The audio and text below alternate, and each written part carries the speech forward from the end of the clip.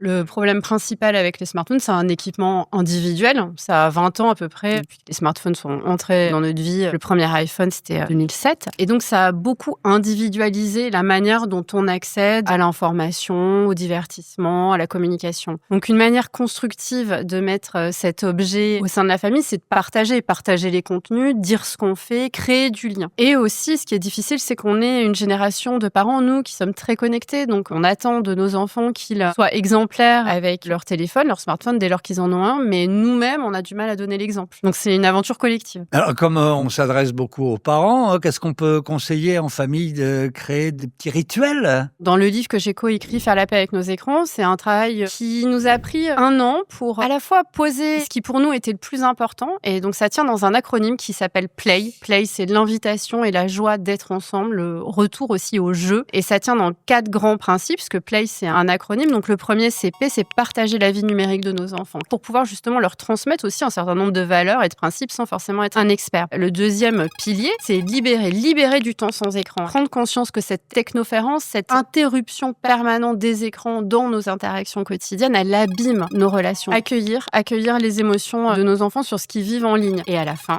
yes or no, c'est la boussole du cadre. Ce qui me semble le plus juste et le plus apaisant, c'est de définir ensemble pour la famille un cadre qui est pensé ensemble et respecté ensemble. Ça veut dire qu'il engage aussi que les adultes le respectent. Donc si par exemple on dit pas d'écran à table, un contrat plus ou moins. Nous on a fait signer à nos enfants, ils sont engagés comme ça, on peut leur dire t'as vu. Et nous aussi ils nous disent t'as vu, tu respectes. Mais ça marche. Nous ça marche parce que ça fait quelque chose comme un pacte de confiance et d'attention et en fait d'amour. On se porte les uns aux autres pour dire en fait les écrans, on adore regarder des films en famille, on adore partager des parties de jeux vidéo, on adore faire des choses ensemble, mais en fait ils doivent rester à leur juste place pour pas être envahis. Et donc le yes or no, c'est poser ce cadre pour savoir à quoi on dit oui, à quoi on dit non, et le définir ensemble.